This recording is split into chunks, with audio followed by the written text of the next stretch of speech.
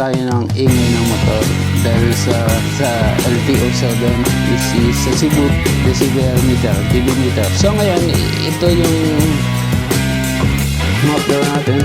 Kailangan RC method. Yung triangle. 2,500, 2, 3, yeah, 84 o 85.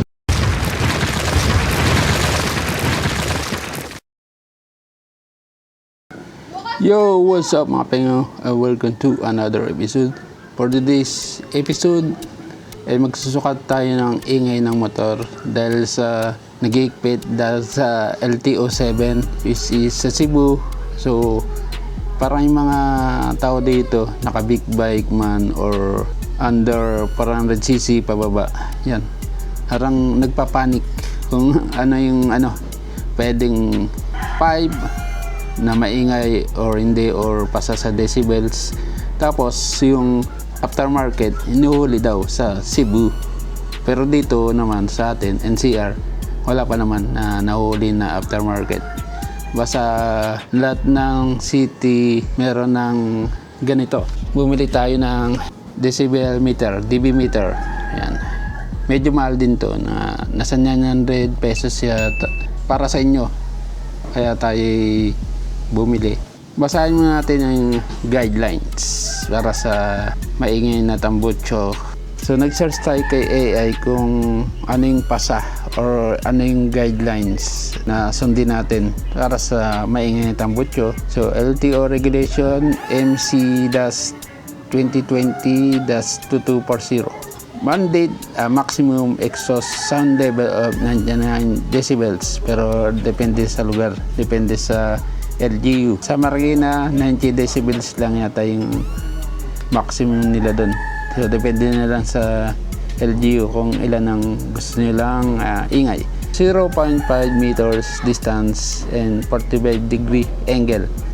Tapos yung RPM ng motor, mga 2,000 or 2,500. Pagpalagay mo na ng 3,000 RPM. Modified mufflers exceeding or deemed to noisy or illegal under RA 4136. Kapag pasa or mababasa ng 99 decibels, hindi na automatic na hindi ka ulihin. So depende na lang sa pang-testing nila, dB meter, kung gaano siya ka-active, saka yung paraan nila ng pag test ng sound level ng ating pipe or muffler. Inspection point conducted at private motor vehicle inspection centers, PMBIC. Like dito sa amin sa Angono meron na PMBIC para mabigyan kayo ng certificate. Apprehension criteria: even if vehicle passes the 99 decibel test, it may still be apprehended if the muffler is found to be modified, or in the case of motorcycle, if the cylinder is removed. Pag modified, halimbawa yung stock mo, na-modified mo, na-kalkal mo, yan, may huli rin yun kahit na tahimik. Saka yung mga pinaglalagay mong di ba yung nauso ngayon, electronics, 12 volts, merong gumagalaw, nilalagay sa may elbow, yun, parang modified na rin yun, may huli na rin yun. Enforcement, yung mga nagpapatupad. Both LTO and the PNP SPG are responsible for enforcing this.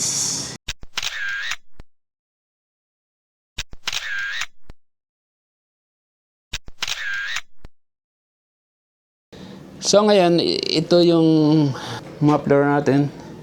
Nasa na yung decibel achuchuchu.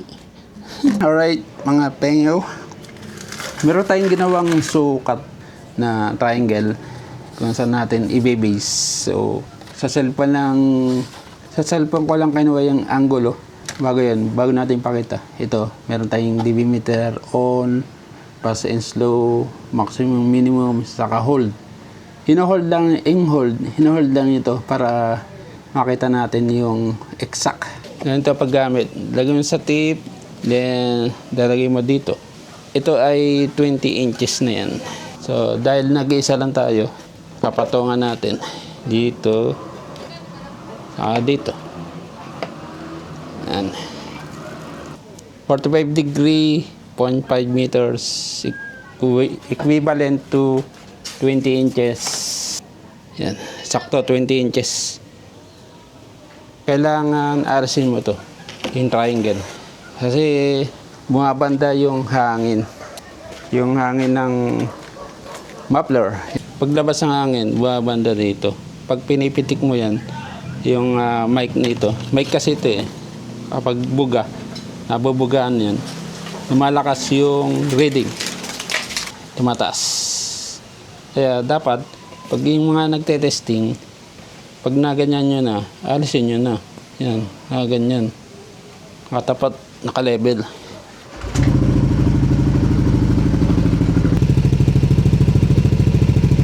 It's around 79 decibel meter. Itetest ako sa inyo, ipapakita. Pag nilalapit mo, kanyang kalayo. Yan, magiging 86. Nandito yung hangin eh. Nabubugaan. Yan. Pag malapit, 90, 109, 107. Ibig sabihin, yung bugan ng hangin, nasasagap ng microphone ng dB meter. Yan. Ganyan, vibration sa banda ng pipe. Kamataas. O, yun. Mabanda yung hangin. Tumataas yung kanyang level kasi nga bumabanda yung hangin sa vibration. Alright, kaya mataas ang reading. Daya sa Marikina, ganyan yan. Hindi naalis yung triangle, dapat inaalis yan. Yan reading natin na naka-idle 2,500 2,3 84 o 85 yung reading. 84, 85.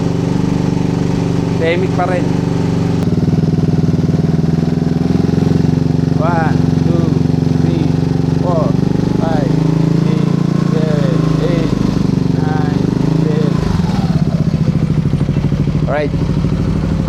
I-hold ko na yung nakuwang reading. Dito tayo. So, meron tayong 86.1 na reading. Yan. 86.1. Subukan naman natin ng mga ganito. 5,000 RPM. Yun ang ano natin eh. Pag tumatakbo tayo ng mabilis. 4,500. 4,500 RPM. Umatas na yung motor eh. So, meron tayong 90 decibels. So, pasok pa rin. Pag kahit na 5,000 RPM. Okay naman yan. Tanggalin natin to. Sasalpak natin yung silencer. DB killer. Yung DB killer natin ng BMAX sa Onyx ay yan. Merong nakalawit. May butas. Tapos, ito. Mayroong maliit na tanggalin natin yung spring.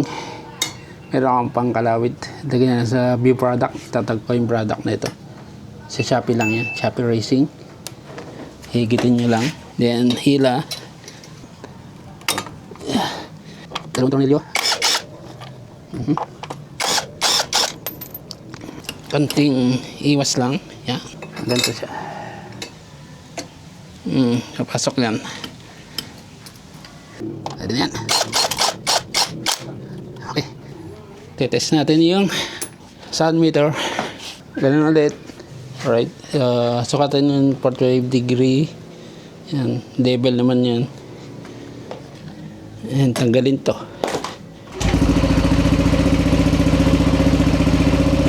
May nagbago ba? Sa tingin nyo, may nagbago ba? Yan o. 74. Lagyan natin sa 3,000 RPM. Mas tumahimik nga.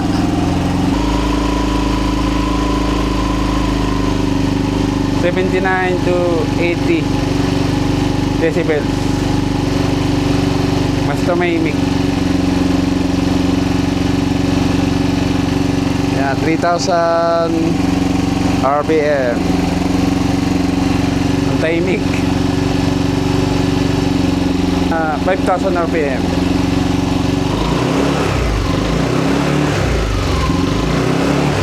Lumakita. 86.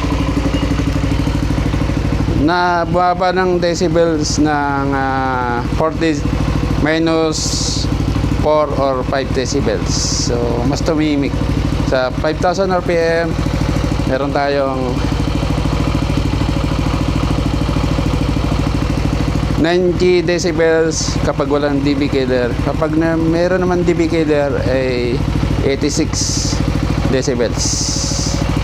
Sa 3,000 RPM, tama, sa 3,000 RPM naman, meron tayong ditong kapag walang dB killer ay nasa 84, 86. So, pasa pa rin kahit sa Marikina. Pero kapag may dB killer, nasa 80 na lang. Mukhang pasa ito sa Marikina. Mukhang pasa. Yun na. Hindi ko kung maganda yung hatak. Maganda rin. Parang naka-stock pipe. Oh. Ayos din pala na merong DP killer. Oh.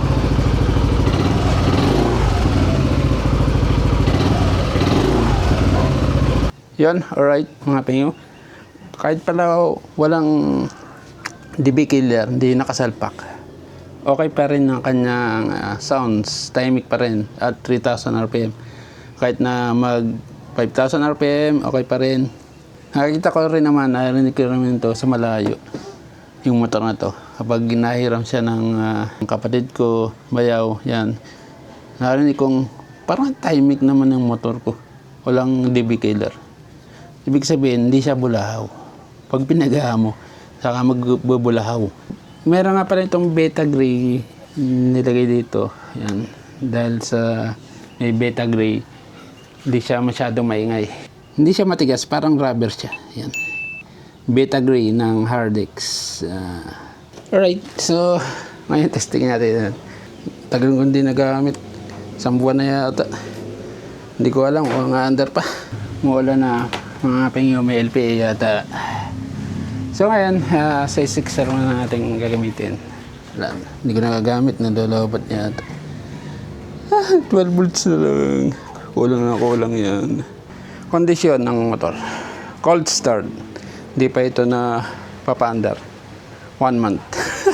May catalytic pa naman yan. Ito, catalytic. Di kita. Ito, catalytic. Tapos, may mid-5, wala ng bread box. And SC Project Titanium Original. Ang laki na to, mga 61mm to. Pati ito, 61mm. Kasi nga, 636cc. Kailangan ng malaking tubo ng muffler. Nakakaba kung ilan yung makukuha natin. So, ganun pa rin. Oh, ang laki. Yung tape, yan.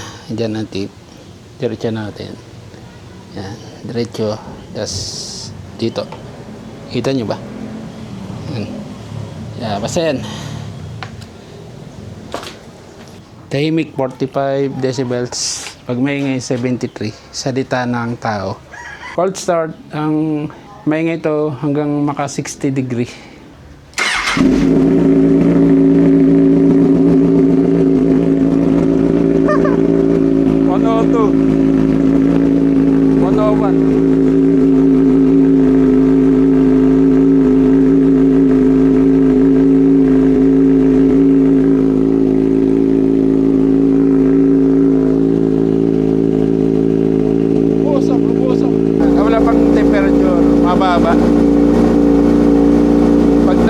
40, yan o, 40 na. Hintayin natin maka 60 degree.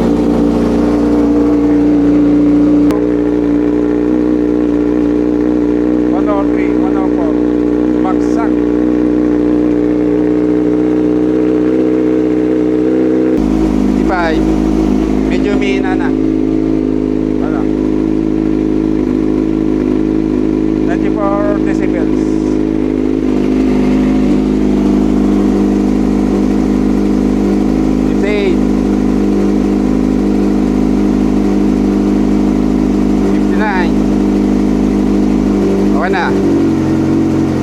kalmado na.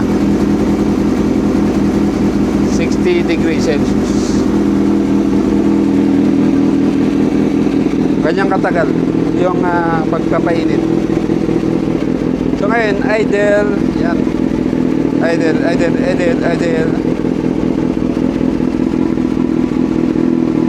89 to 90 decibels. So ngayon, RPM natin ng grabe, liliit kasi ng ano eh.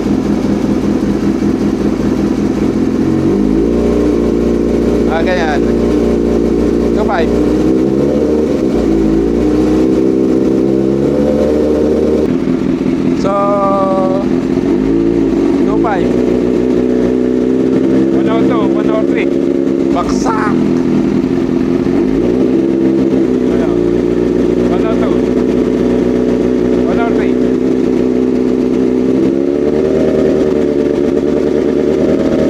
104. Hawakan ko. Tapos hold. Silipin ko yung tachometer ko. 2.5. 3,000. 3,000.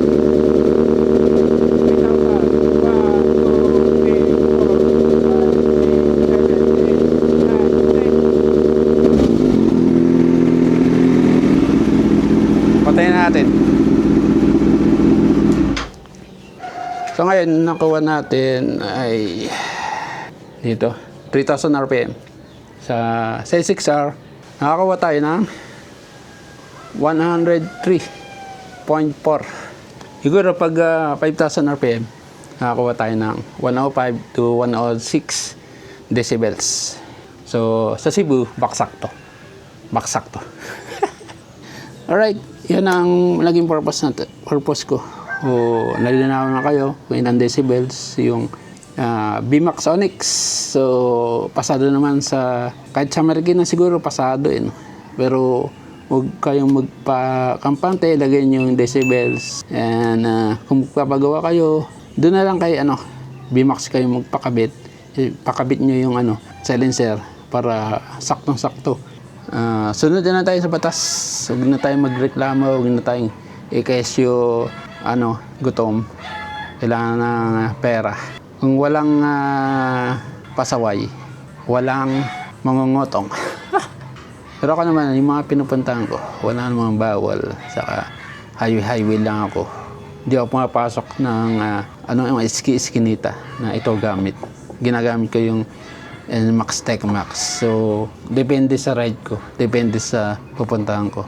Yung mga gagamitin kong motor. Kaya meron akong mas timing. Alright, mga satisfied ba kayo sa video natin? Dalawang motor, tinesting natin. Kinakalawang na yung sa di paggamit. Linisin ko na lang yan. So, gusto nyo bang makita kung paano maglilinis niyan? Dalawang motor, magkaiba ng ingay. Mas maingay itong big bike kasi naka mid-link. Wala nang may pigil ng sobrang ingay na galing sa makina. Saka malaki yung tubo. Mas malaking tubo, mas maingay. Mas maliit na tubo, mas timing. Saka more torque. Yan, alright. Gamitin rin natin to sa Saturday, yung NMAX natin. Punta tayong Kamay ni Jesus sa Saturday siguro. Alright, mga pengo. Hanggang sa muli sa another episode. Stay safe and ride safe always. And bye-bye. Okay, ito gamitin ko ng third week or last week ng March. Maglolomi tayo sa Batangas kay Corcolon.